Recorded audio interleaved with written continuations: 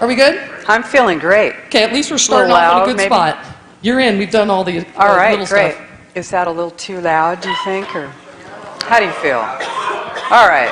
Oh, it can be even louder. I love that. I like to be loud. Yeah. All right. Well, I am very impressed with all of you, I have to say. And I have been traveling all around the country talking to primarily Tea Parties, 9/12 groups, property rights groups, people like yourselves who are the stewards of their land and their water.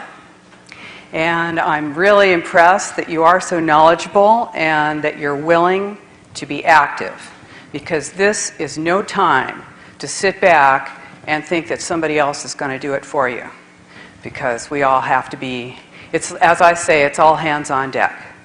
So yes, I am a liberal Democrat, and I'm also pro-choice, pro-gay marriage. I am a lesbian. What else? I'm a feminist, anti-war, and as I say, the thing that gets them to throw tomatoes at me is I'm a native Californian. That's what. So and of course, as Aaron said, I didn't check my brain at the door. So I do understand what's happening, and partly that is because I am a forensic commercial real estate appraiser. I make my living appraising property for eminent domain purposes, and primarily I work for a government agency. And I'm a researcher, and I also have to be prepared to go to court and testify. So everything I'm going to be talking about tonight is the truth. It's a fact. It's supportable. I have plenty of documentation and support for it, and I'm going to be showing that to you, as well as you can also get my book, and I hope that you do get that. And a lot of it you already know, so that's great, because you can't hear this stuff too many times. The main thing that we want to know is that although I may be a liberal Democrat or whatever, and people say to me, how can you be a Democrat? And I say, well, you know, somebody's got to take back that party. So that party, the Democratic Party, has been hijacked. Yeah, that's right, and so has the Republican, and so has America. And that's what we need to do. It's a big job, but we're going to do it, and we're up to it. So you may, you know, as I said, I might be a liberal Democrat, you may not be, but the thing is, this is an American issue. It's an issue for all of us as Americans, and we need to work together. All this stuff about, I don't see anything wrong personally with pointing fingers at the government, but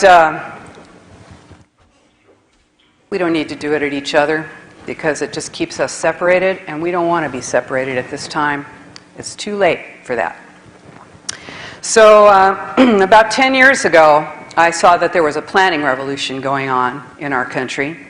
Specifically, I saw it in the San Francisco Bay Area, where I'm an appraiser. And I appraise, I don't do houses, I do big commercial properties, big industrial and big agricultural stuff. You know, office buildings, shopping centers, things like that. And I was going into the to the planning departments of the 9 counties of the San Francisco Bay Area, and I was, you know, going in there because I wanted to be able to appraise people's property, to see what they could do with it, to value it, so that they could be fairly compensated by our government when our government was acquiring it by eminent domain. So I went into the counties, and I went into the cities, and I went to see what people could do with their properties, and I found out that there just wasn't much that they could do. There just wasn't much that people were able to do with their properties by right. And that was a big deal to me. That you had to either know somebody, or be connected to somebody, or pay a permit expediter, or go through years of hell in order, and pay a lot of money in order to use your property. And I did fight with the planning departments, and I have been thrown out of planning departments. I've been told not to come back. But you know what? We all have to stand up, especially those of us who are in a professional capacity, and say this is wrong. You are not there as a gatekeeper to stop people from using their property. You are there as a servant of the people if you're a government employee. So, I'm here to talk with you about what I call the biggest public relations scam in the history of the world. And it's more than that. It's a takeover. It's a big takeover. It's the agenda for the 21st century. It's sustainable development. It's Agenda 21. United Nations Agenda 21. They call it the agenda for the 21st century, Agenda 21. That's not my word for it. It's not Area 54. It's not Catch 22. It's the agenda for the 21st century. Coming from an international group. It's a global plan implemented locally. And that is its strength, and it's also its weakness, because we are here locally. We are local. So this plan, it justifies and it enables the breakdown of our economy, and that is what you've seen. This is part of the plan. This is a vital element of United Nations Agenda 21. It's the redesign of your cities and your towns. You're seeing it now. You're going to see it even more. We're in a rural area. You're going to see yourself concentrated into the center of cities and eventually emptied out of any area that's considered to be rural or suburban and into a larger city. This is the plan. It's a loss of our industry, our agriculture, our food independence. Ultimately, it's the loss of our sovereignty as a free nation. This is the plan. This is the goal. So it's social engineering, and it's kind of, at this point, it's the acceptance of what I call the new poverty. It's the the sense that you're cool if you do without, if you live without, if you're giving it up, if you're reducing, if you're constraining yourself, if you're restricting, if you're drawing in. You are part of the new going forward. You notice how the word future doesn't exist anymore? It's just the going forward. That's what they think. So, it's not what is Agenda 21, it's what isn't Agenda 21. And you're going to look long and hard. This is not Agenda 21 right here. Right here and now.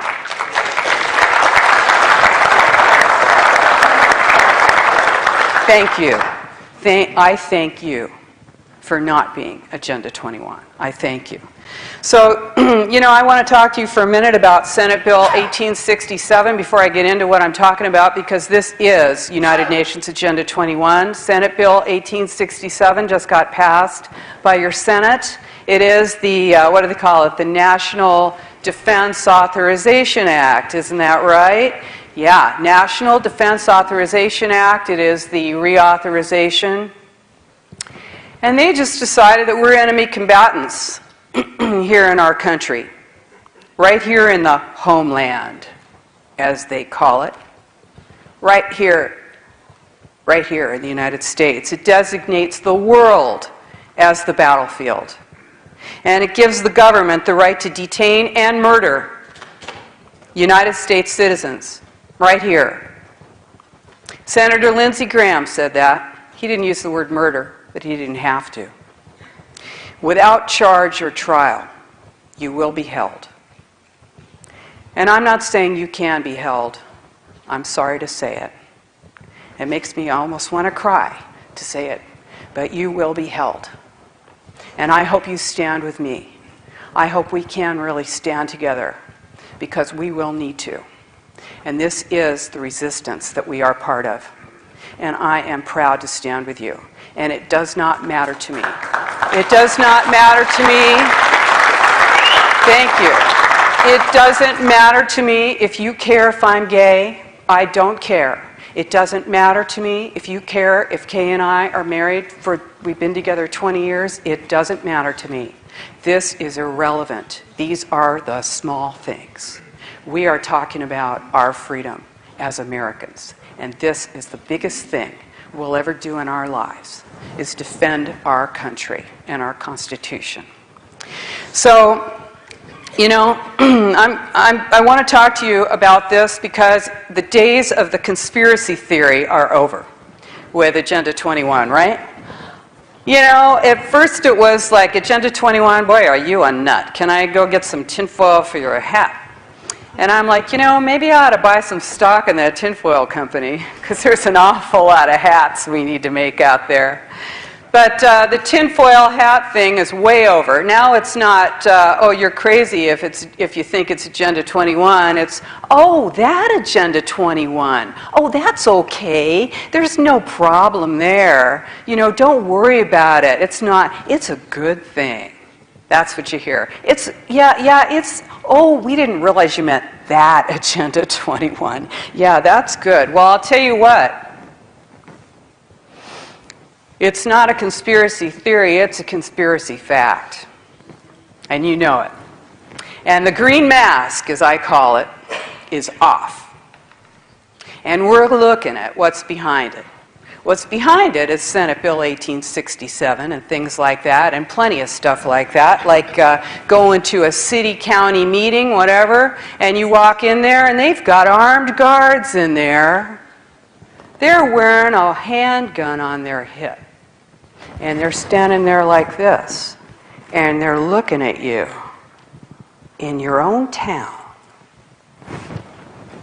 So no matter how small your town is, no matter how large your city, no matter how remote you think you are, in fact, the more remote you are, the more in danger you are, United Nations Agenda 21 is impacting you right now. And you know it. So I'm here to help you, and I think that you're already way over needing help, but I will assist you in recognizing what it looks like, and I think you have admirable assistance in that with Aaron and your group. Assisting you in seeing what it looks like, because it doesn't come called Agenda 21. They're very careful about that, they meaning your government and the various and sundry non-governmental organizations which partner with your government in public-private partnerships, along with the corporations that fund much of this. These groups hide purposely, and I know you know that. So I'm here to help you take a look at what's behind that green mask, because if you can't see it, if you can't identify it, if you can't recognize it and name it, you can't resist it. You can't fight it. And that's what this is about, because awareness is the first step in the resistance. So there's an overarching political philosophy. And I know if you've seen me do this, I have done this before, and it's a good visual, I think, for communitarianism. Because there's a political philosophy, there's a social and political philosophy behind Agenda 21, because they have to justify what they're doing to us. And they do it by saying that it's all for the common good, right? It's all for the common good. You can't just think about yourself, you're a selfish individualist. You can't be thinking about just yourself. How dare you think that water is yours under your land? That's selfish. How dare you think that you should be able to use your property the way that you want to use it? That is selfish. We have to think about what is for the common good. So when you think about that, we have a Constitution. It guarantees our unalienable rights, rights to life, liberty, and the pursuit of happiness. That's right, the pursuit of happiness. Who knows what we identify that as being? We've got our life, our liberty, and our pursuit of happiness, and that was given to us by our Creator, right? We're born with that, not granted by an individual or government. But communitarianism, though, that's totally different. Those are the rights of the community. They may not be written down, they may not be identified by anyone in particular, in any particular time. They can be taken at any time, changed at any time, limited or restricted at any time. The rights of the community. The EU, The EU operates under the rights of the common good. Communitarian law is law in the European Union, and it is beginning to be law in the United States. So when you think about this, you're thinking about the rights of the individual being balanced with the rights of the community. And what does that mean? Well, you're jumping ahead, honey. Go to the head of the class. No, here's the deal. When you look at the way this works, the individual's rights versus the rights of the community. Now, under communitarianism, the individual's rights are like a feather, and the rights of the community are like a brick. They always outweigh the individual's rights. And another thing about communitarianism is that you will be pulled from what you know is right and what you know to be good by a series of crises. So, for instance, you'll be told something is terribly wrong, like maybe the planet is dying, or something like that. And then we pose this solution to this terrible problem that's happening. We got too many lights going in here. It's too warm in here. And we put these things together, and pretty soon you're pulled to a place where you're cold and it's dark. Let's say you've got your freedom, and that's a bottle of white paint. And then you've got slavery, and that's black. And you're going to pour those two together, and you got gray. And now you're going to be pulled a little bit further because you're going to mix that. That's somehow the new normal, that gray. You're kind of getting used to that. Now we're going to mix that with some more black paint. And you're going to be a little bit darker gray here. And that's the new normal. And pretty soon, when you pour them together, what do you have? You're looking pretty black there, aren't you? It's getting pretty dark. This is how it works. It's slow. It's incremental. And it comes constantly. This is the way it works. It's balance. It's called the third way. Balance is a jargon word, and as I said, this is the biggest public relations scam in the history of the world. And I'm not just saying that, because all of the terms that you will see must have been designed by some real expensive public relations firm, because they sure sound good, don't they? Walkable, bikeable, progressive, green, sustainable, visioning, right? All this stuff, it sounds so good. So, you got a third way. That's what happens. You get pulled and pulled and pulled, and then suddenly you've got the new normal. That is the third way. That is a balance of something you thought you would never give up. Your rights of life, liberty, and the pursuit of happiness. Somehow that gets balanced with slavery, and it becomes the new normal. This is the third way. So I'm going to use what I like to do, which is a journalistic framework: who, what, why, when, where, how, and I forget if there's something else in there. There might be. Anyway, but why is climate change. That's the why. Oh, no, it's not climate change. It's global warming. Global warming, climate change, global warming.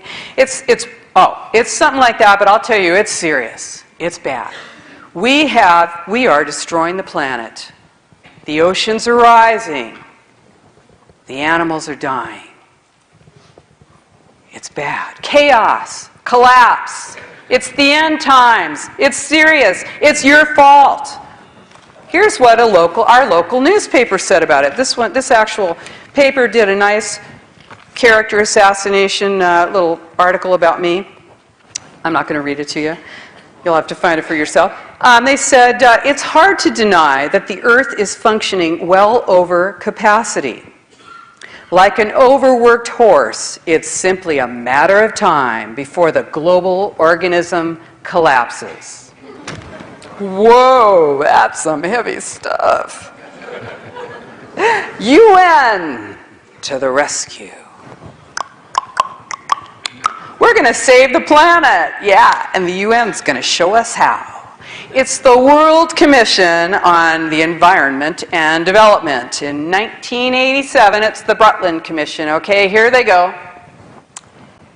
This is where they really start to maneuver it. They got their sights. They're getting into position here. Okay, now you know what sustainable development is. Everybody's heard of that. You think you know what it is.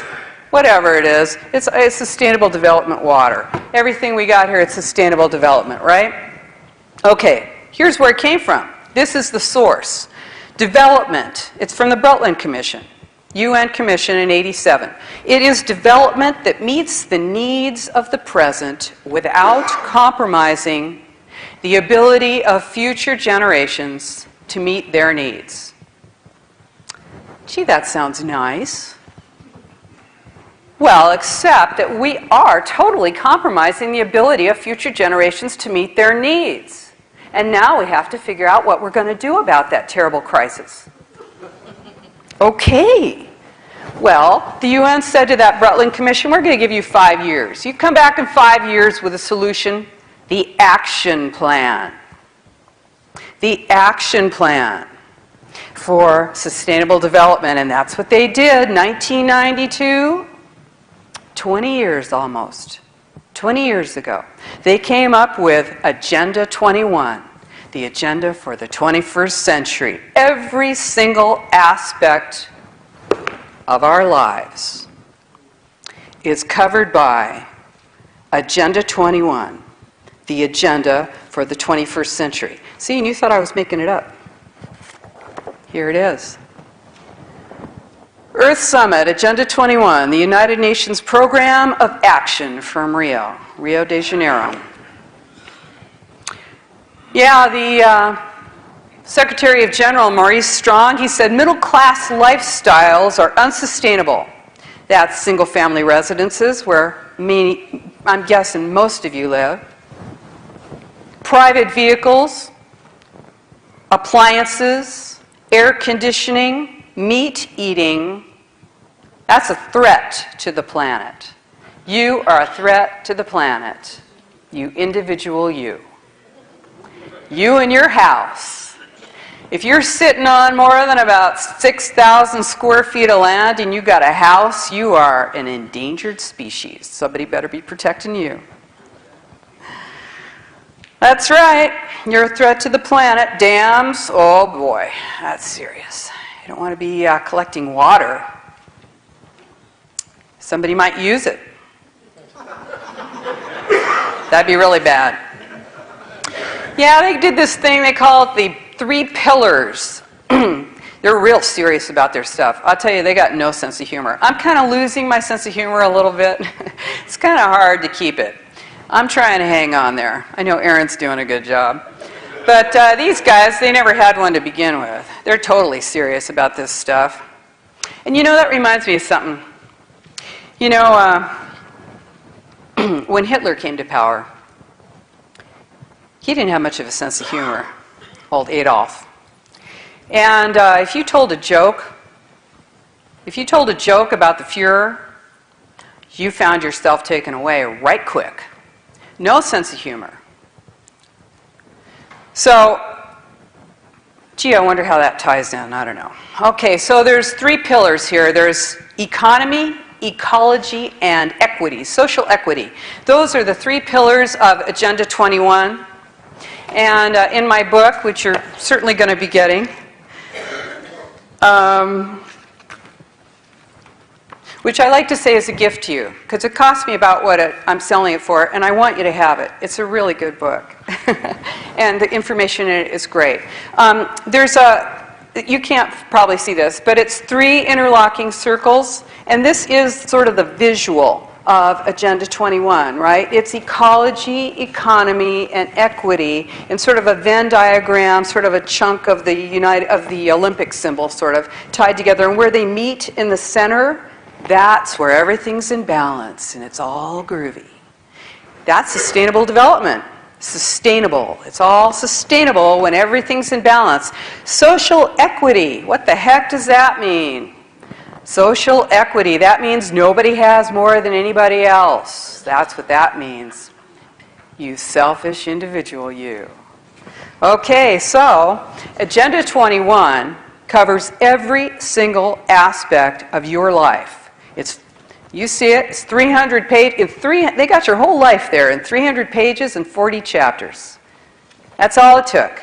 They're covering economics, housing, transportation, land use, health, education, water, energy, food production, and population control.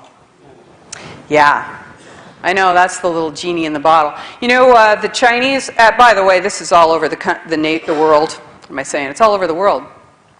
The Chinese have an Agenda 21 too. And they're working on a vaccine. A sterilization vaccine. They're working with the United States on that. You Google China Agenda 21 and take a look. So, philosophical basis for this, it's the precautionary principle. You probably heard of it, the precautionary principle. It says that, and this is real important, because think about this for a sec. We're talking about climate change, or global warming, or whatever the serious thing that's happening, I don't know what. You're talking about that and you're saying, it's not true, I got proof here. It doesn't matter because of the precautionary principle. Yeah.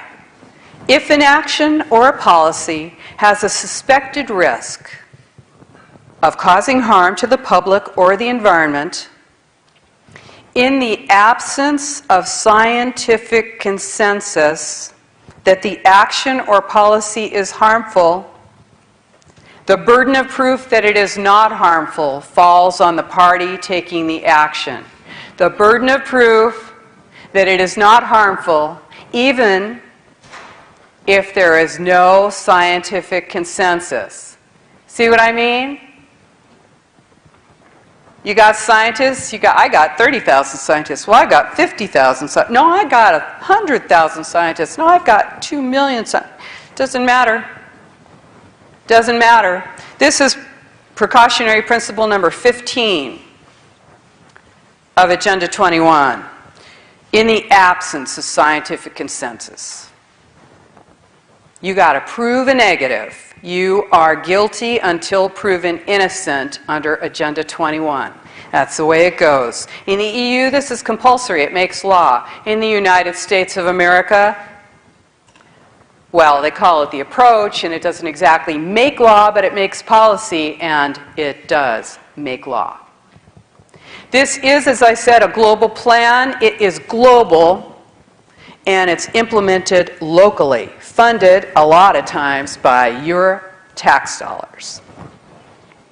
In 1992 in Rio de Janeiro, it was signed on to by George H.W. Bush, along with 178 other heads of state of other nations. It is soft law, did not have to be ratified, and was not by your Senate. You never heard of it. The following year, after Clinton took office, he created the President's Council on Sustainable Development, which was made up of cabinet-level secretaries, about a dozen of them, including education, transportation, energy. I always forget who was in there. A lot of them, all the important ones. Agriculture, defense. Yeah, this is pretty serious. What did they do? The President's Council on Sustainable Development, besides having high government officials on it, also had some captains of industry, mainly the energy people and the chemical people. Ken Lay was on that. This is back before he disappeared. Do you guys really think Ken Lay's dead? I don't. So, no, I don't. I think he's running one. So anyway, I don't think he's dead. But anyway, since we're filming it, there you go, why not? So, hi folks. Okay, so the President's Council on Sustainable Development, what did they do? They said, hey, okay, well, let me get to it. Okay, what's the point of having this thing? Because I told you, Agenda 21 is an action plan. Action. Action. What does that mean? It means let's get Agenda 21 into every single nation in the world. Action. It's an action plan. The President's Council on Sustainable Development was created to do exactly that, to bring Agenda 21 into the United States without us knowing about it. The first thing they did was they gave a multi-million-dollar grant to the American Planning Association, a private organization, and they said, hey, do us a favor, you guys, for a few $1 million. Come up with a plan.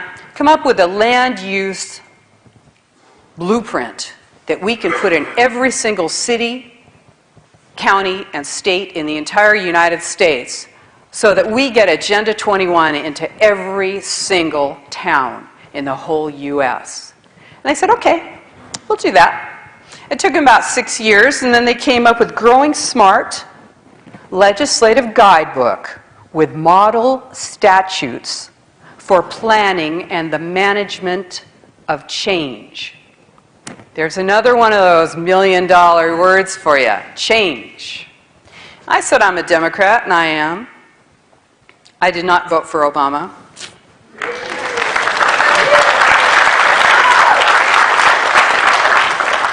But, yeah.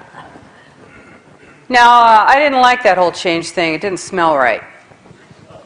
I think I was right about that. Change. Okay, but this was 93. And by the time they got done with this thing, it was 2002, right around the time that I recognized that there was a planning revolution going on in the 9 counties of the Bay Area and by extension in the United States. Growing Smart, a legislative guidebook with model statutes. Model statutes. Model statutes. You think your county is coming up with those laws on their own? You think your city is coming up with those ordinances all by their lonesome? No. They're getting it out of a book called Growing Smart, legislative guidebook with model statutes for planning and the management of change. Who asked them to manage change for us? Change. This look pretty good. All right, change. By 2002, this was in every university, every college, every planning department in the entire United States. Every single planner who comes out of a school has studied Growing Smart. Every transportation planner, every urban planner, every planning department's got it on their shelf and on their table, and they're using it. It is the action plan to get Agenda 21 into your planning departments. Growing Smart is smart growth. Smart growth. What is smart growth? It is the preferred development model for Agenda 21. Ground floor retail, about 12 feet high, built right to the edge of the sidewalk, 2 to 3 and above stories of residential. Above that could be apartments or condos. Round the back is your parking for one vehicle, often bankrupt, often vacant, often paid for with your property tax dollars. That's right. Or now, your transportation dollars. Okay, so that's what happened about 2002. That was a huge transformation of our property rights at that time. None of us knew about it. Well, that wasn't all. They said, you know what? We're a little bit worried that people might wake up at some point and realize that they're getting messed over big time. So we want to do something to kind of, work them over a little bit. We want to kind of get them on board with us a little bit, but we don't want to get them hip. We just want to placate them. We want to make them feel okay about losing their rights. So the President's Council on Sustainable Development did something else. They commissioned a book. It's called Sustainable America, A New Consensus. A new consensus. Now, of course, consensus, if you've got a dictionary, you know that consensus means agreement of all parties. And if you're an old feminist like me, you know what that's like. To get into a room with a bunch of women and you work out, you know, you go over some issue and that you're all working on until you come to an agreement. And it might take you a whole night, it might take you days. That's a real consensus. But the new consensus, that's neutralization of the opposition. That's neutralizing your enemies. That's right. That's a Delphi meeting. That's going to a fish and game meeting where you're sitting at tables like a kindergartner and given your little crayons and told to write your little vision down like a good little...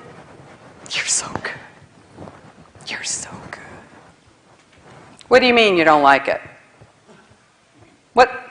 You don't like it? Did you see that? He doesn't like it. Well, we're going to have to work on you because you're really messing up. I mean, don't you understand that this isn't about you as an individual? This is about Bambi being able to get together with Bambo. How could you possibly? That's a Delphi meeting. Consensus, the new consensus, is neutralizing your enemies. And you know what? Communitarianism is using peer pressure. Using peer pressure to come down on anybody who stands up and says, this is wrong. And you know what you need? You need enough people that they can't pull that on you. That's why we need everybody. Because, you know, it's just too easy, isn't it? It's going to get to the point, and this is getting to the, you know, I sort of use this as my wrap-up, but I'm kind of pissed off about Senate Bill 1867, so I just jumped right ahead. And I want to tell you that I want to live free in my country.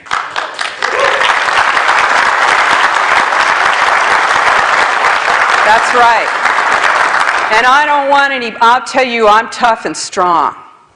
And if somebody comes after me, and they have plenty of times now, and tried to shame me and embarrass me for wanting to live free, I will not stand for it. I'm an American, and I won't take that. And I don't want you to either. We will not stand for this. We will not be made to attack you if you don't agree with those facilitators. And this is what the Delphi technique is. It was created by the Rand Corporation in the 1960s, and I'll tell you what, they used it in the 70s and 80s to bring an entire nation to acceptance of the idea of general plans and zoning. This was how they initially used it. Now, what is it? What's Delphi? It is to bring a group of people to a predetermined outcome.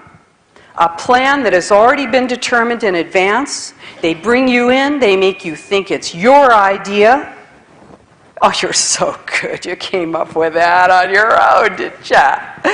They bring you to that point where you think you're so cool, you came up with this. This is our plan. Hey, they didn't give you the option to kick their ass out of there, and I don't know if ass is okay to say, but you know, I'm sorry. If I was with a bunch of Democrats, it would be. But you know, this is the thing. They bring you to a point where you think that you are just so cool, that this is your plan, and you agree with it, and it's your idea, and aren't you great? And this is how they take your rights. And if you object, if you have the guts to object, they use peer pressure on you, they shame you, they embarrass you, they attack you. First they laugh at you.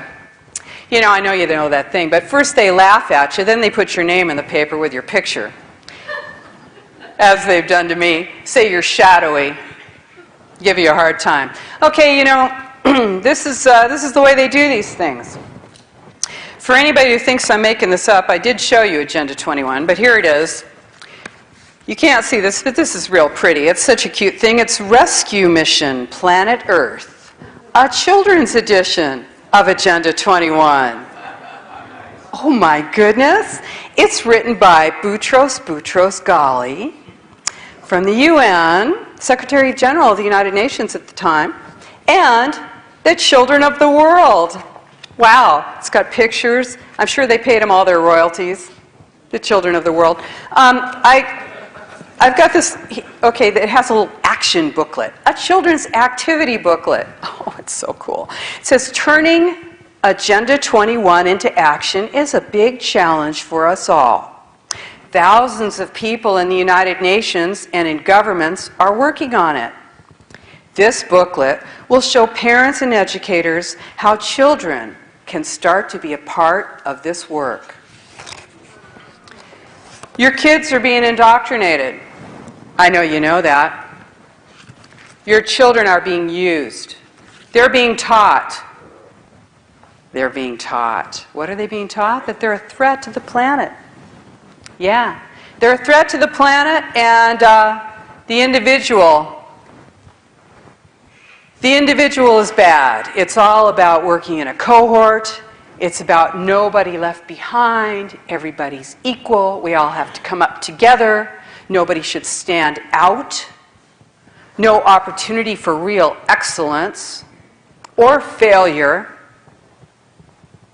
So you have a mediocrity that becomes your middle ground, and everyone strives for it because you don't want to stand out.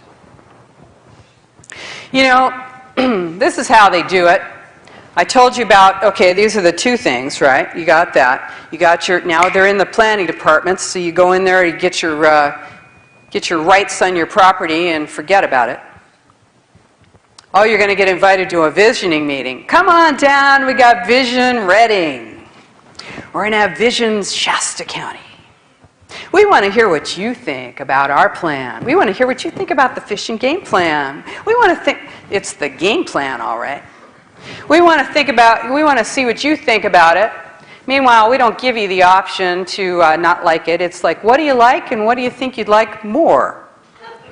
I like it and I like it a lot. Those are your options. Yeah.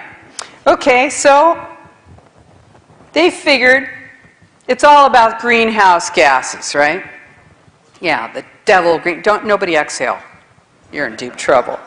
And if you got gas, you're in trouble. So it's about reducing your greenhouse gases, all right? And fighting sprawl. This is where we are right now, is sprawl. I don't care anything north of San Francisco, sprawl. So, and you think I'm kidding. I'm not. Really. Sprawl is anything that's outside of a big city. Get National Geographic, by any chance? National Geographic is a spokes picture thing for Agenda 21, as are most of these magazines now. I picked it up recently. I thought we were going to have, we thought we'd, have a relief, give ourselves a little break, get the National Geographic and look at some pictures. No, they got a new one in there now, a new article on cities, the answer to everything. Cities, the answer to sprawl. You're bad. You're driving your car. You're living on a piece of land. You got an animal. I don't care if it's a cat or dog. They're eating meat. That's not sustainable. So they want to reduce your greenhouse gases and fight sprawl. What does that mean? That means they want you to come into the city so that you can use public transportation on that straight line where it goes exactly where they tell you can go. You get out of your car because that's too dirty and you're an individual and shouldn't be in a vehicle. What are you hiding in your trunk? What do you got in there? Flown lately? You know what that feels like? You're guilty. You know you're guilty. I feel guilty. I'm not doing anything. I always go for the pat down. In my little way, I stick my toe out of the circle. And I refuse to do the hokey pokey in front of that X-ray machine. They say, oh, that's not a bad thing. I go, I don't care. Just give me the pat down. Pat down over here. Women wants pat down. Pat down. Pat down. Pat down. I'm standing off to the side. Everybody's just, I've been cut out of the herd. The rest of the cattle aren't looking at me anymore. I'm gone. I'm history. I don't exist. I always make eye contact with all those people who refuse to look at me. Because I want them to know, yes, I know what I'm doing. I'm standing here waiting to get patted down by some woman in front of you because I refuse to do what I'm supposed to do in this one little way. Now look, you want to get on a plane, you say, okay, fine, I'm getting on a plane, I can understand. They've got some story going that I'm going to like do something with my shoe or something, I don't know. But Senator Schumer wants a no-ride list for a train. Now, you know what that means, folks? You're going to have to show your ID to get on a train. Well, why not a bus if a train? You don't have a car anymore, so if you want to go anywhere, you better have your ID on you. You walked out of the house without your ID, don't expect to be going anywhere. And what's that in that bag? Santa. That's right. That's your country. So, greenhouse gases. They're cutting your greenhouse gases, whether you want to or not, whether they're bad or not, because we got the precautionary principle says it doesn't matter if it's bad or not. It's we say so, and that's the way it is. So they've got ICLEI. Now, I know you've heard of this. You're thinking you're real cool up here because you don't have ICLEI, International Council of Local Environmental Initiatives, which is an international group that is made up of local elected officials that never tell you that they're part of this international group, that they have signed on to it. Many, many, many counties and cities, 138 cities and counties in California are members of this international group, pay dues to it. It's a group that measures greenhouse gases,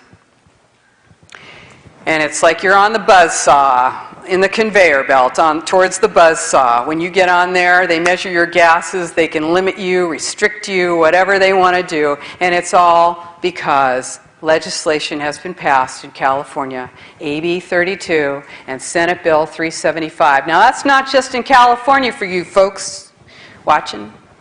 That's all over the United States. They are legislating this. Your government is legislating this so that you are being restricted in your use and your ability to move freely. And federal and state money is being used to build. What's it building? Smart growth. Urban jails that you can leave now. Now you can leave them. How many keys do you need to shut that front door? I heard somebody say, when you're paranoid, you only have to be right once to make it all worthwhile. I wish I was paranoid, actually. You know, okay, so ICLEI, the International Council on Local Environmental Initiatives, they say they represent about 600 million people in the world. You never heard of them. Now, up here in Shasta County, it's a real communitarian thing, by the way. You know, to tell you that your actions are going to be... Makes you feel real powerful, though, doesn't it? That your actions are having such a huge impact on the world. Don't you feel really powerful? All I have to do is have a little gas, and I'm like going to kill something. You know, it's heavy. So, okay, so we got this planning revolution. By 2002, Growing Smart was in every university, every county, every city, every state. It's all over. It's everywhere.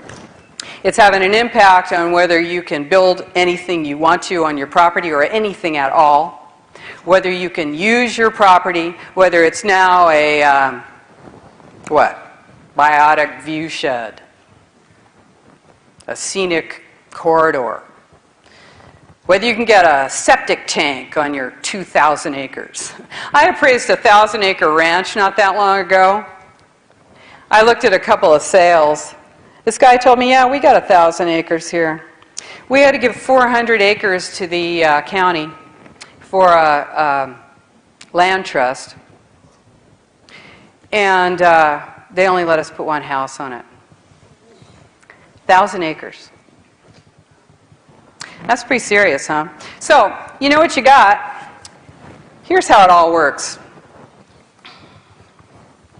You know, when I was a little kid, I used to say to myself, all I want to know before I die is how it all works.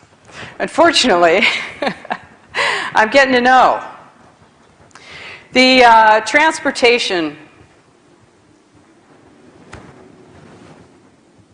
AB 32, greenhouse gas reduction,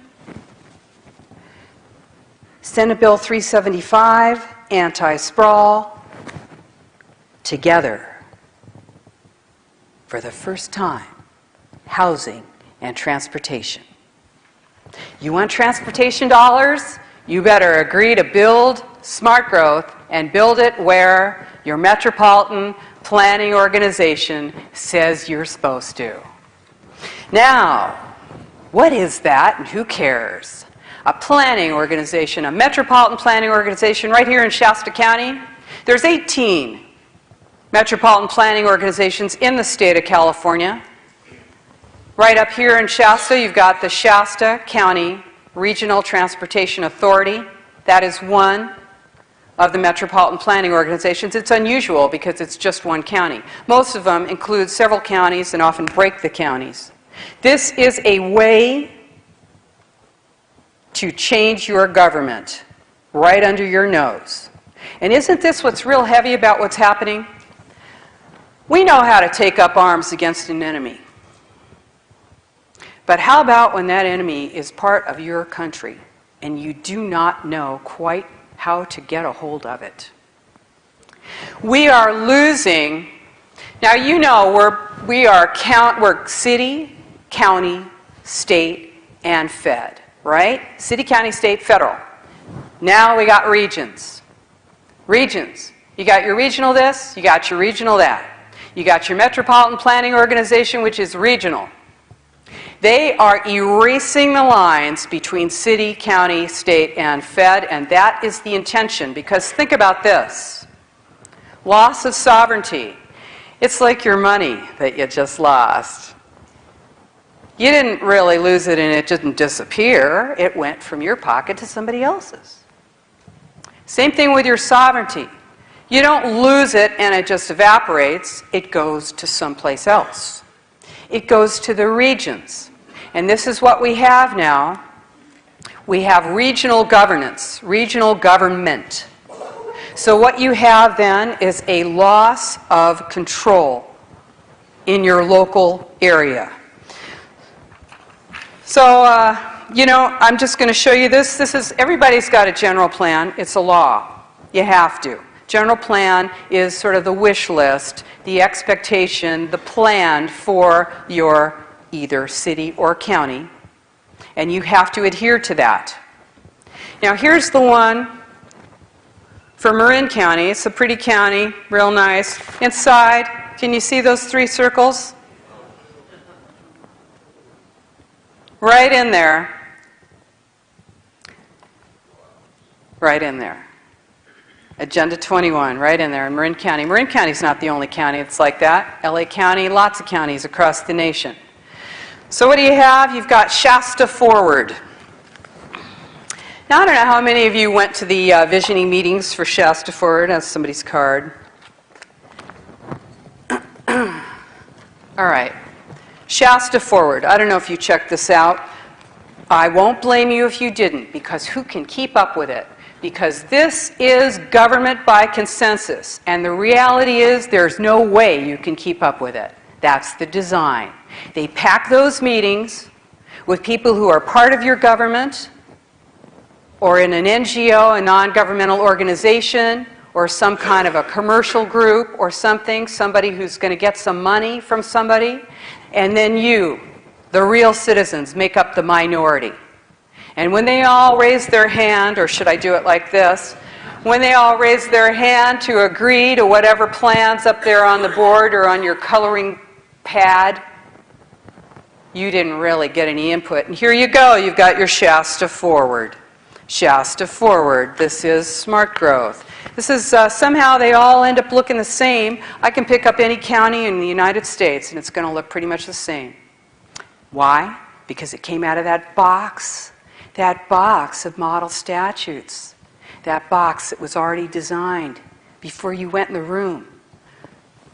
Somehow you guys all agreed to have a more urban... Here in Shasta County, you agreed that you'd rather live in a big city. Yeah, you did. It's funny, I got it right here. You ought to go down and get it from the county. Go down and pick one up and take a look. Okay, who funded it? Shasta Forward, they tell you, think globally. This is rhetoric right out of the United Nations. Think globally, plan regionally. That's a new one. Act locally. Plan regionally. Regionally. That means you have lost your sovereignty. They ought to put that one on there. Lost your sovereignty? Right. You got to go get that and go raise something. Okay, now I'm going to talk to you about something else. It's very important. I hope you're not getting bored, because I'm not. I came up here from Santa Rosa. I drove, I don't know, what is it, 4 hours, 4 hours, because I wanted to talk to you.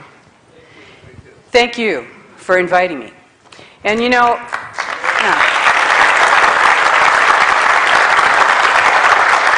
I'm glad to be here. I'm very glad, and I will go anywhere. In fact, I'm retiring because this is too important. And even though I love my career and I've enjoyed it quite a bit, it's time to go because this is way too important. I have to do this now. So, and you know what? I'm not the best person at it. I do my very best. And that's what I encourage you to do too. You just do your very best. Because anybody who's out there talking about this is more than nobody doing it. So, as best as you can do it, you do it. So here we go. We got redevelopment. Redevelopment, the unknown government. Now, how do they impose all of this stuff on you? They use your own money.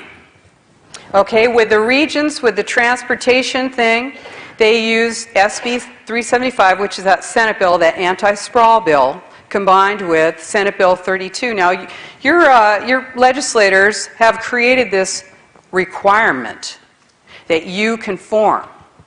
And they're tying transportation dollars to agreement and conformance with Agenda 21. They don't call it Agenda 21, they call it Senate Bill 375 and Assembly Bill 32, but it's Agenda 21. It's the agenda for the 21st century, which gets you out of the rural and urban areas into the cities. And they'll move you first into the smaller cities, and then at that point, they'll start moving you into the larger cities and consolidating you. Now, this is how it works. They use transportation dollars for this. If your county wants any of that transportation money, or if Reading wants any of those transportation dollars that are going to be available, they're going to have to agree with this Shasta Forward thing. They're going to have to agree to design and build smart growth. And they use your money to subsidize private developers. Now, it doesn't matter if nobody moves into those. Remember I told you smart growth is often empty, often bankrupt. Doesn't matter. They'll hold it for you. They're waiting for you. They're waiting for us. They're building the hardscape for the future, or the going forward. So another way they do it is with redevelopment. Now, I know that Reading has agreed to what they call paying the ransom to the state to stay in the redevelopment game. It is not a ransom. People who don't understand redevelopment are being fooled and manipulated and lied to about redevelopment. Redevelopment is the unknown government. It is the vampire that never dies. It steals your property tax dollars. Now, you got about 25% of your city is in a redevelopment area. You got 4 redevelopment areas. 25% of Reading is in a redevelopment area, 15 square miles, 10,000 acres of your town. Now, what does that mean? Including a lot of areas that are producing a lot of property tax. What does it mean? I'm going to tell you what nobody else tells you. I'm going to tell you what it means. Because you know what? Those people who sit in your redevelopment agency, they tell you that it's just too complicated for you to understand, and we're just not going to. You just take our word for it. We need it. And I'll tell you what, you don't need it. It's stealing your money. Because the way it works is that, let's just say in 1982, they declare this area blighted. Now they can declare anything blighted. They hire a consulting firm in that area. That consultant can declare Beverly Hills blighted, and does, and has. Okay, they declare the area blighted, and for the next 30 years, any increase in property tax dollars gets scraped off the top and put into the pocket of the redevelopment agency. Now you think that stays in your town? They put a few street lights up and they make you think that they're spending the money for a good thing, but you know what? 30 years you're paying off whatever it is that they did, and it goes to bond brokers. And it subsidizes private individuals. Private individuals benefit from your tax dollars. You remember what you were paying for property tax in 1982? 30 years later, here we are. Imagine that. For the last 30 years, all of your property tax dollars above that base year 82 have gone to our unelected officials, redevelopment agency, and is mostly paid to bond brokers. Does not go to police and fire, does not go to keep your parks watered, does not go to keep your street lights on, does not go to your general fund. It's a redirection of your money, and what does it do? It helps to constrict your town to a point where they are willing to go to any agency that's going to give them money and say, help me, give me some money, I'll do whatever it takes. Whatever. The feds, come on, feds, give me some money. I'm desperate here. The people are going to kill me. We got to get some money in our town. Now you say it looks nice. Yeah, it looks nice. It better look nice for 30 to 45 years because that's how long they're taking your property tax dollars to pay it off. I'm telling you, 25% of your town's money is going for that. Now they have to pay a little money back to the state because the state said, hey, we're starving here. You can't just keep taking this money away from the educational fund. Well, you're thinking, did she get totally off topic? I thought we were talking about Agenda 21. This is Agenda 21. Redevelopment is part of Agenda 21. It is at the heart of Agenda 21 because we're talking money. Where does all this money come from? It comes from you. It comes from your property tax dollars. Part of why we are underfunded, part of why our general funds are starving is because our money has gone to redevelopment. Now, we've got that locally, and I told you about metropolitan planning organizations and regions. Okay, we're in a metropolitan planning organization here, but we're talking about something even worse. We're talking about 11 megaregions in the United States. Now, you thought there was 50 states. Nah. Hey, I was in Texas. I said, I'm glad you guys haven't seceded from the Union because you got guns. Stick around. Okay, so there's 11 megaregions in the United States. This is what's happening to us. We are losing our sovereignty just the way the EU did. Okay? This is what they're doing. They are changing our government so that it conforms more to the regional model, because then you want to vote somebody out. You've got a regional board that's got 189 people on it, somebody from every elected city and county in that region, or if it's a mega region, 11 mega regions in the United States, you think you're going to have any power? You already don't feel like you have any power with your senator or your assembly person. You're not even going to know what state to go to those meetings. But they'll still have consensus meetings. Yeah, they'll wear you out with those meetings, but the real meetings, they don't even tell you where those are. You didn't even know that there were 11 megaregions. I know you didn't. I hardly knew. This is what's happening. We have lost our sovereignty already.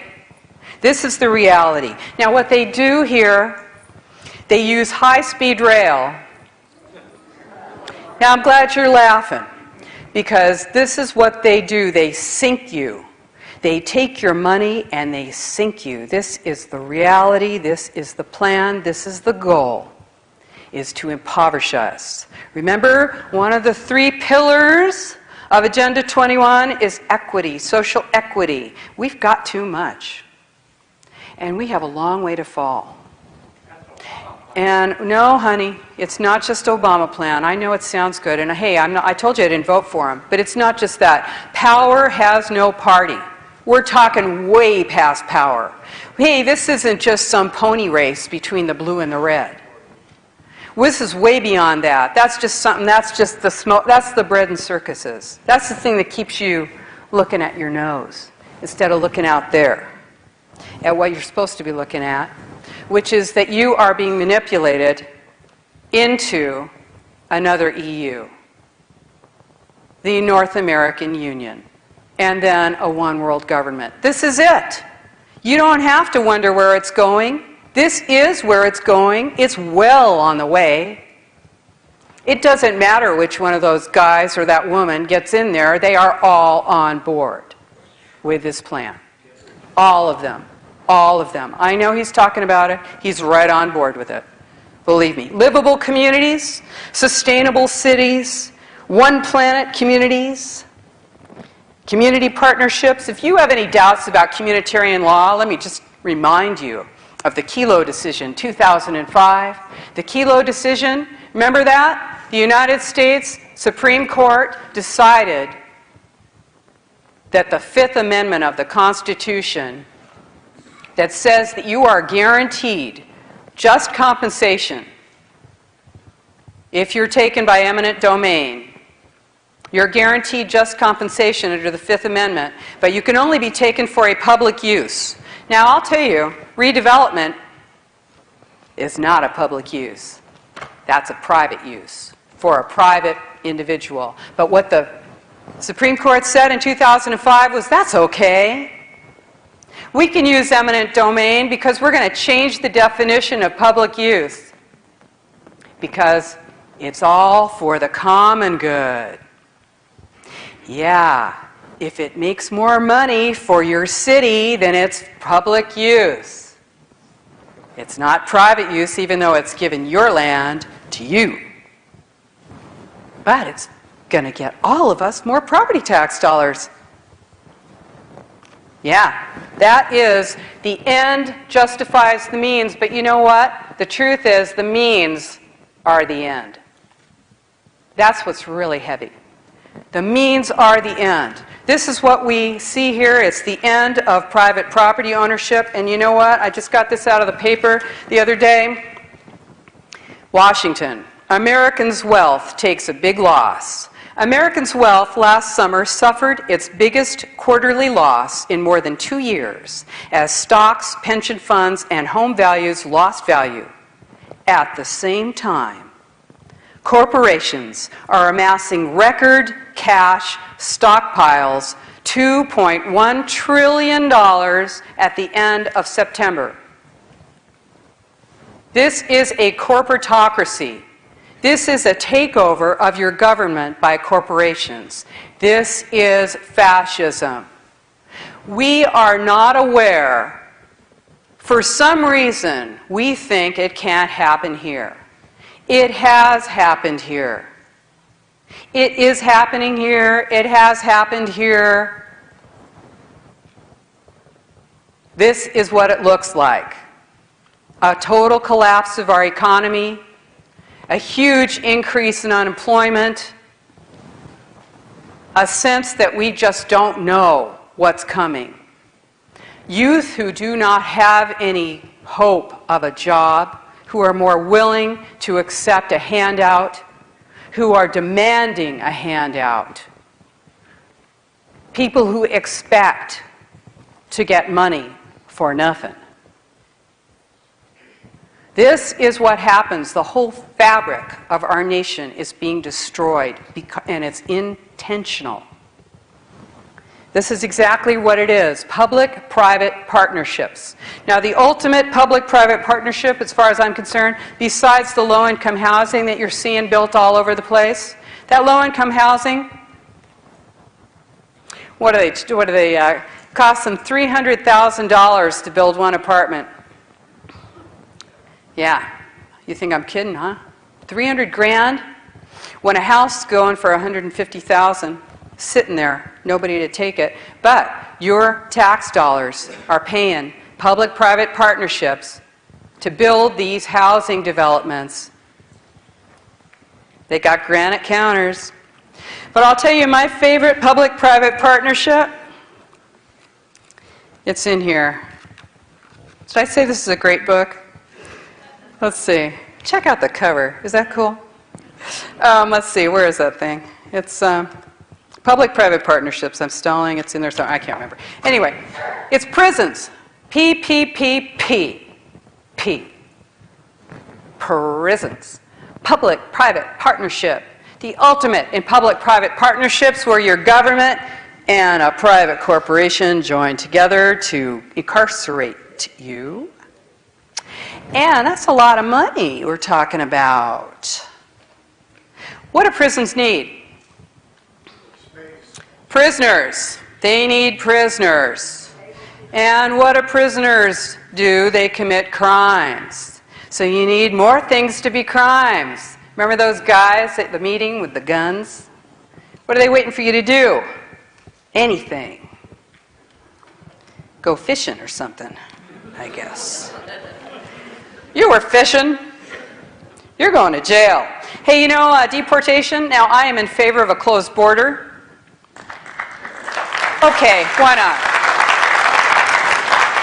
And why shouldn't I be in favor of a closed border? Are you kidding me? I'm in favor of a closed front door, aren't I? You know, I was interviewed by a lot. Libertarians think I'm a libertarian, and they always tell me that, and that's cool. I think libertarians are great. Except I said, you know,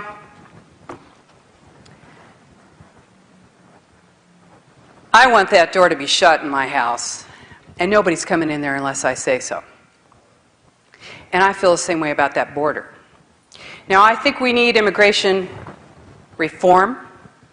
I don't think you should have to wait 12 years to come into the country. That's all set up purposely so that people will come in illegally. So you get this porous border, little catch and release program. They put them in the privately owned prison for a little 6-month hotel stay where they get a little on-the-job training about how they're going to come back and do it again and get in better next time and maybe find something else to do while they're at it. That's a lot of money for those prisons. Public-private partnerships, fascism. That's what that is. And we got it. We got it right here.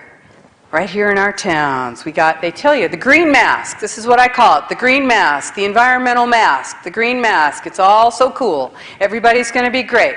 You know, I forgot to tell you this, and I know you know, but I'm going to tell you again anyway, that Obama, when he was running for office, you'll like this. When he was running for office, he said, we're going to reduce, we meaning us, not him, I'm sure. And none of those people who are running those meetings are doing any of the stuff they're telling you to do. I'm telling you. Okay? They live in single-family houses and drove to the meeting. You, meanwhile, got your donkey out of the... You can't have a donkey, though, because they... That's right. They got gas. So, okay, so there you go. You got Obama. He's running for office. He's change we can believe in. Okay, he's running for office and he says, we are going to make a commitment as Americans. We're going to reduce our greenhouse gas emissions 80% below 1990 levels by 2050. 2050, first of all, let me just think about that. That's 40 years from now. I don't actually expect to be here to check and see, and neither will most of us. And it doesn't matter, does it? Because precautionary principle, remember? It doesn't matter. This is the green mask. They use it. It's just the hammer. You will conserve. You will reduce. So he promised. He said, we're going to reduce our greenhouse gas emissions 80% below 1990 levels by 2050. Okay, that sounds really good. Let's figure out how we're going to do that. No, we're not going to do that. We're just going to make the promise. And then we're going to come down hard on you. And we're going to raise your rates up through the ceiling. And don't be thinking you're going to be burning wood, because that puts too many particulates in the air, you Reading people. You Shasta County wood-burning types. Forget about it. You better get used to being cold and riding your bike. Okay, so he said we're going to reduce our greenhouse gases by 80% below 1990 levels by 2050. So I found myself a chart and I looked and I said, all right, where are we if reducing our greenhouse gas emissions 80% below 1990 levels? What year is that going to go back to? Where are we going to be at? When did we last have greenhouse gas emissions not 80% below 1990? What year is that? What year is that? What year is that? 1934. A stellar year that I'm sure you recall was wonderful. I remember it well. We had nothing. It was during the Depression. We weren't emitting anything. But you can figure that it's going to be even worse than that because there's more of us now than there were in 1934. So if we're looking at per capita levels, we're going to be worse and higher, and it'll be back in the 1880s. Probably. What are they doing to our country? If an enemy took us over and wanted to destroy us, they couldn't do a better job. Taking away, yes, that's right. Taking away our ability to fish, to hunt, to grow. Did you know that growing, that putting a seed in the soil, that breaking, that tilling, that breaking the surface of the soil releases greenhouse gas emissions and is unsustainable? You think I'm kidding? I am so not kidding. They have this new way of putting a seed in the soil. It's seed injection. How much does that cost? A fortune. Removing you from the rural areas and the suburban areas is the goal of United Nations Agenda 21. And one reason for it, besides all of the other stuff, besides the fact that they want to get you into an area where they can manage you, control you, monitor you, and surveil you, is that you're not going to care about your neighbor. You're not going to stand up when you see your neighbor taken away because you're living in a transient area.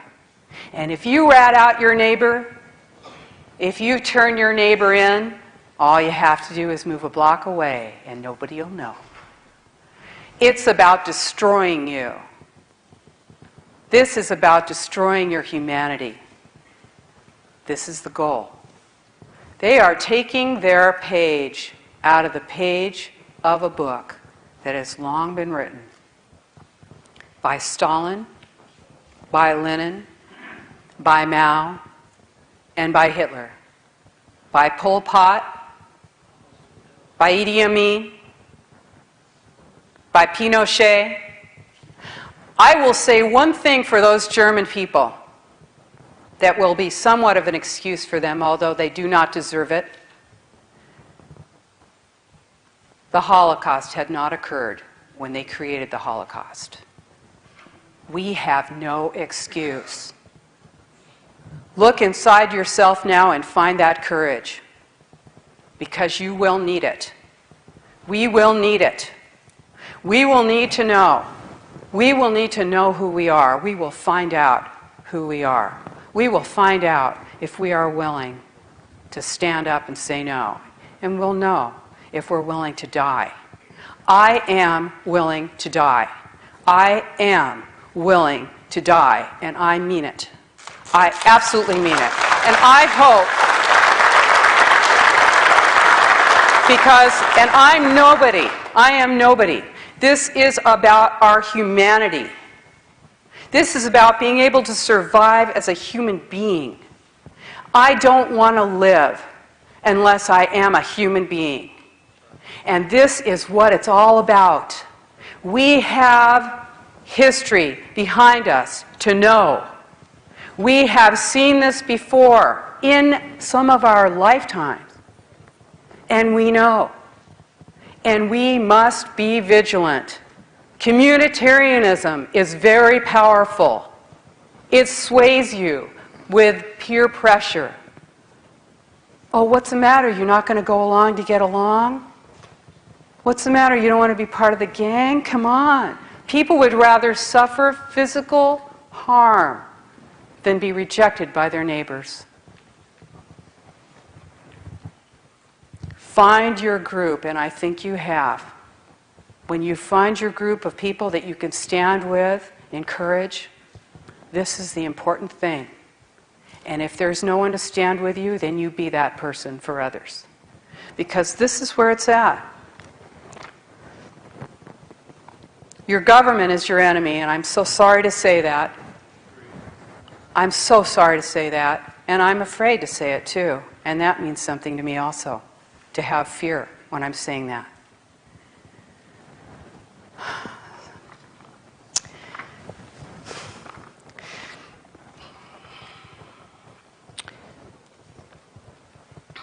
So I want to tell you something about, this is from Growing Smart, a legislative guidebook. I want to tell you this because I want you to know that it's not just me saying your government is your enemy. I want your government to tell you right here that it's your enemy. Your government has written this down for you and told you right here that you are its enemy.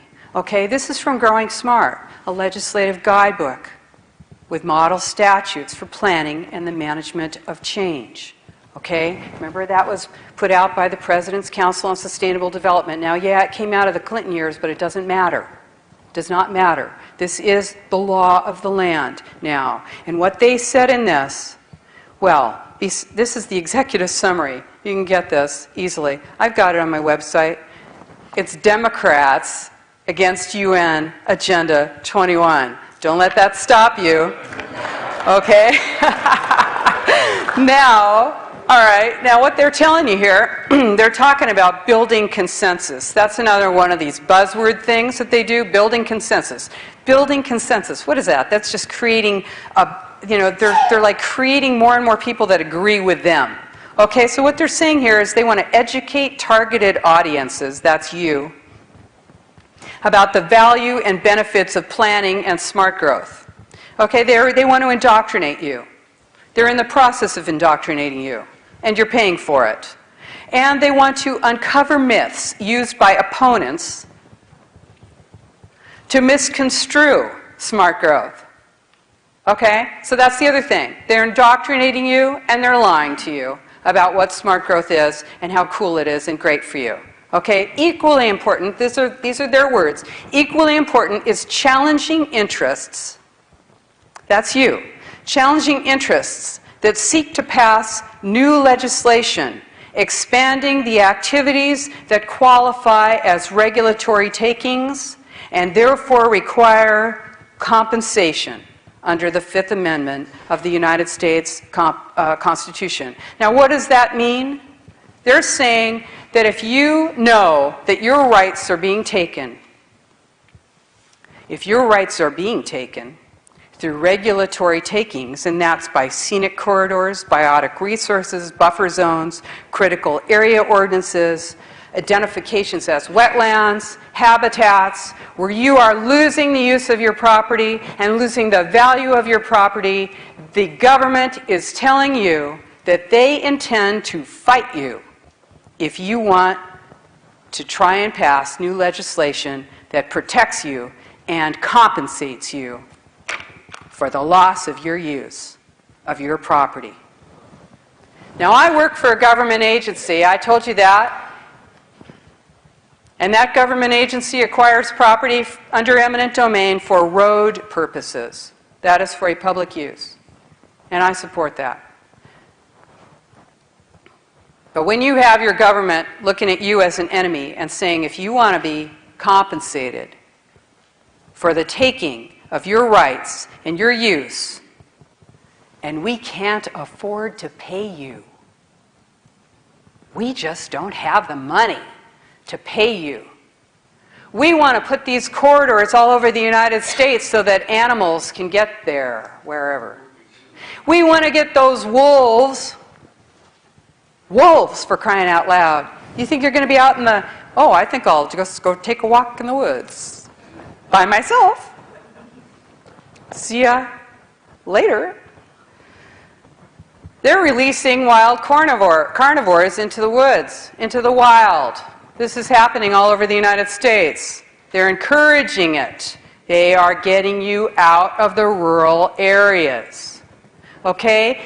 If you want to be compensated for loss of use of your property, they will fight you because they can't afford it. They want to take you and not pay. Regulatory takings. The wildlands is the other half of smart growth. Wildlands and smart growth go together.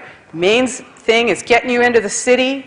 Creating the wildlands is what's going to happen to all the rest of the land in the United States and across the world. And they do it by declaring your area a habitat, by saying that you've got, some fish somewhere, by saying there's some bird in a tree, by saying that you've got some salamander under a rock, by saying that you can't put in a septic system on your 45, 60 acres, 800 acres, 2,000 acres, 3,000 acres, half a country, because you might be a half a mile from a stream.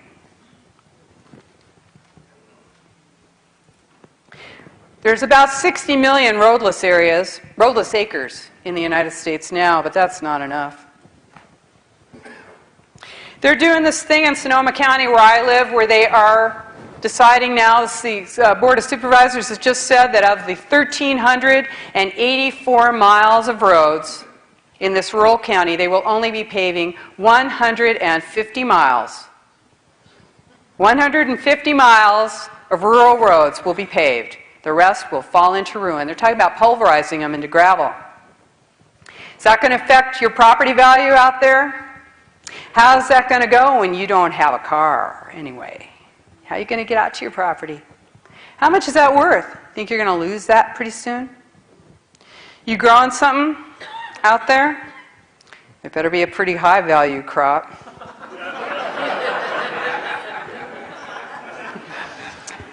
I don't know what they're going to do if they decide to make that stuff illegal again, because isn't that the only thing that's supporting most of these counties? Where are they getting that money? What are they getting it from, welfare or something? I don't know. Where does that money come from? Yeah, I see it. It cycles. It recycles. It's just the same amount of money recycling all the time. It's getting smaller and smaller and smaller. Poverty. This is how it happens. They create the new poverty. This is the goal.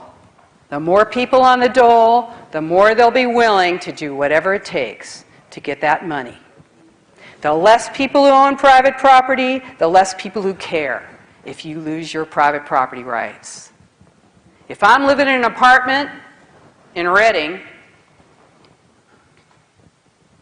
I am not going to care. I'm going to think you're a big pig if you're out there on your 3 or 5 or 6 or 10 acres.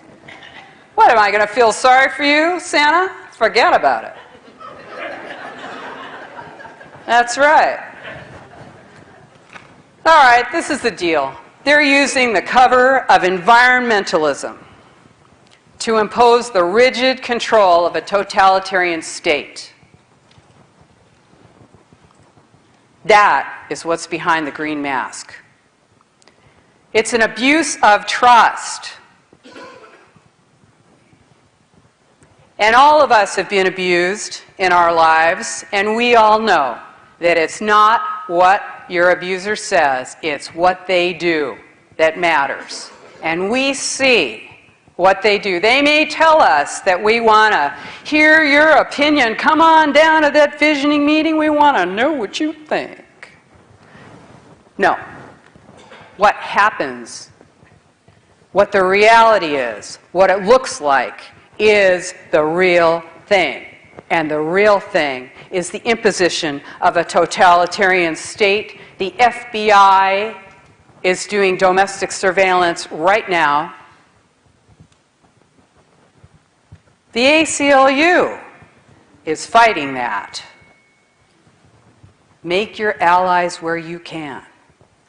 You don't have to agree on everything. You find the things you agree on and agree and make common cause, because that will make you stronger. You're agreeing with a Democrat right now. It's good. It feels good, doesn't it? Okay, so I want to tell you this. I was in Dallas giving a speech not too long ago. And I like to do this wherever I go. People think Agenda 21's not in the paper. It isn't out there. It is. It's in every single paper, every single day. You just got to know what to look at. In fact, it's real hard not to see it once you see it. Well, here it is in the Dallas, front page of the Dallas newspaper. They're talking about bullying. I forget what the top of this thing was. Schools helping kids thwart bullies. Who wasn't bullied? Raise your hand. Right. Okay, now I'm not saying it's, hey, you know, I told you I'm gay. It's a good thing to be able to go out there. First of all, I'm saying I'm gay. I'm not worried I'm going to get stoned in the parking lot. That's an advance. We've come a long way on that one. But, you know, okay, do we have to make a federal case out of it? And here we go. I guess we do. Here's Julie Herzog, director of, and get this. Hi, Julie. The National Bullying Prevention Center. I bet they pay her about $150,000 a year. What do you say? She said national change in bullying will come with a federal law. Whoa! How many 6-year-olds are they going to have in those jails? What did you say? It's off to prison with you, young man. They're not joking around. Oh, you got a kid who sent a little naked picture of themselves to some other little kid? They're going to jail. Oh, no, I forgot. They're not going to jail. They're going to get identified as a sexual predator for the rest of their lives. That's pretty good. You tell them out on the first date, or do you wait? You know, this is criminalizing the population of the United States. Now, the Germans did it. Tell me they're not using the Germans as their model. Well, actually, you don't even need to wonder. You just go to 1984. That's a good one. I mean, the Germans, Stalin. Hey, I got news for these people who are all on board with this stuff, who are smart growth advocates, who are the ones who are bringing you in. They're the facilitators. They're so cool. They're up there with a little name tag. They think they're so great. Not that, I mean, name tags are cool. Forget it, you guys. But I'm talking about the one. No. Those other ones. No, no, I'm talking about the ones who are running those meetings, right? And they think they're really cool. They're going to be the first ones to go after me. Yeah, because that's what they do. The revolutionaries. They take over and they take out their supporters because they're dangerous. Of course, they're going to take out most everybody. Okay, so the this is one other thing I got to show you. You've probably seen this before, but I just love this. This is so cool. This is the tiniest spy plane in the world. It is so cool. The tiniest spy plane in the world. Doesn't it look like a hummingbird? It's smaller than this little picture you see. It's smaller than this. I've seen a video, YouTube of it. It's this little tiny thing. It looks like a hummingbird. 8 miles range, an 8-mile range, full audio and video. Fly in and out of windows and doorways. It looks just like a bird. It's a surveillance device. And I'm reading this. It's in the New York Times or LA Times or something. And I'm reading it. And I'm thinking, oh, cool. You know, they're going to be using it to, like supposedly find Obama, something like that. You know, they're looking, whatever. Oh, it's going in the caves in Afghanistan. Then I get down to the bottom of this thing, and it says, it's not likely to be a hummingbird. This is only the prototype. Because hummingbird is a rare bird in New York City. They're going to use these things for domestic surveillance if they're not already. Domestic surveillance. This is what's happening in our country. All totalitarian states. Excuse me, but can you tell them I'm busy? All totalitarian states share the same 5 or so elements. Okay, all of them do. I always get this wrong. Maybe I'm just not cut out to be a totalitarian. They share total control. First of all, they got total control, right? Of production, of unions, of education, of food. They have total control. Total information, full surveillance. They know everything. They know where you are. They know how much money you have. They know everything you're doing. They know you're here tonight. That includes, loss of free speech, because of course you're not going to be talking much when you know you're being listened to. They also share the philosophy of everything for the common good. It's all for the fatherland. It's all for the homeland. The homeland. Aren't you? I hope you never use that word. All right, it's all for the common good. Individual is selfish. It's all for the common good. This is part of the totalitarian framework. They also share an adherence to a Spartan ideal. We are tough. We are pared down. Decadence is foul to us. We use less. We ride our bikes through the snow. Obesity is going to be a crime. I'm not kidding. You probably lose your kid if your kid's obese. Pretty soon. They also share something else. 2 other things. They share the vision of the glorious future. High-speed rail. Yeah. Fresno to Bakersfield, here I come. High-speed rail is designed to waste your money. That's right. Now, your glorious future. High-speed rail, everybody living in multi-story buildings, drinking coffee in the ground floor coffee shop, and watching everybody. Glorious future. Sky's always going to be blue. It's never going to snow. It's never going to rain. It's always beautiful. You're going to be eating your vegetables and smiling. What else do they have in common? Terror. The war on terror is a war on you. It's a war on you. Revolution is bad for business. And this is a corporatocracy. This is a corporatocracy. Fascism. The ownership of government by huge mega corporations. This is now.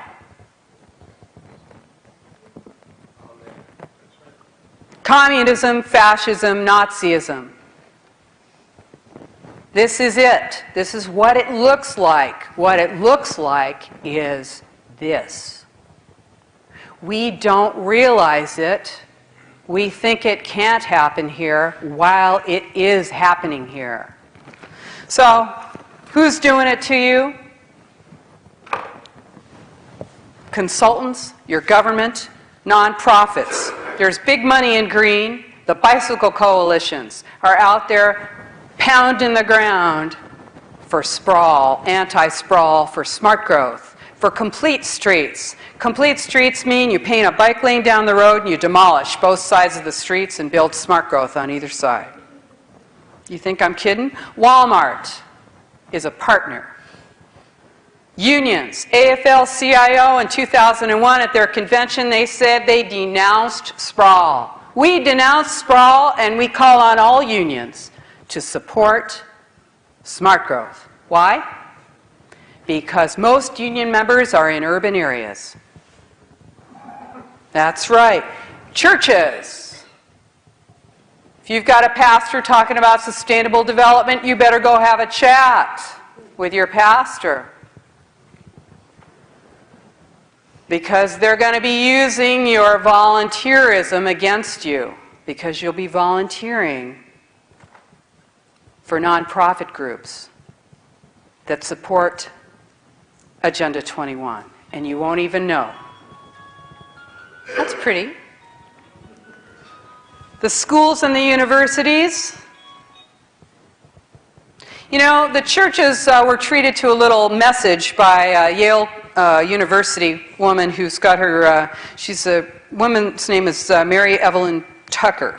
She's with forestry and religion in Yale, at Yale University. She said, churches need to adapt to the ecological model or disappear.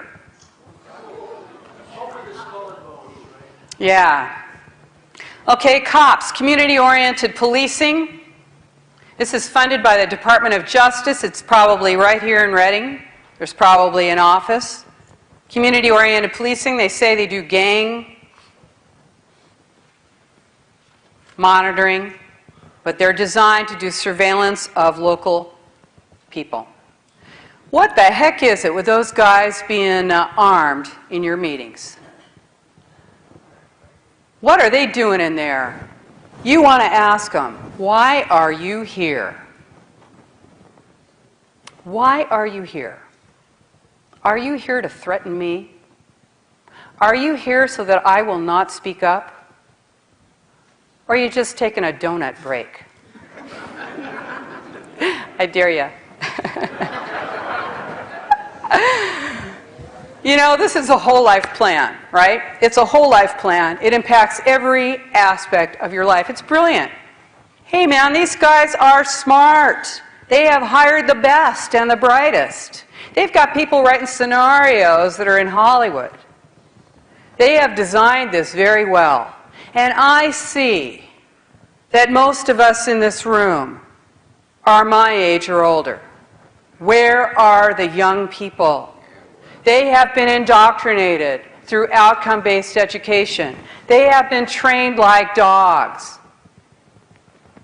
We need... Listen. We need... That's right. We're also being drugged. We are being drugged.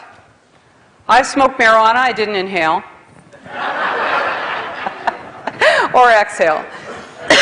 Oh, that's your problem. But... you know, it takes your energy away. It takes your focus away. It stops you from caring. What a perfect drug for a takeover of a people. It's perfect. Prozac, Zoloft, Wellbutrin. Oh, these are the select drugs of a takeover. They don't want you speedy. Fluoride, whatever. I don't know about that, honey, but I'll tell you what. You're taking these drugs because you can't handle it. Nobody can handle it. Life is tough.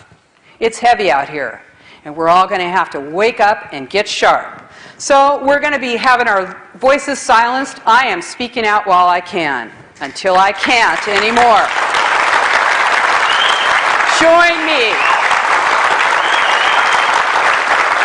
Hey. Oh, wow.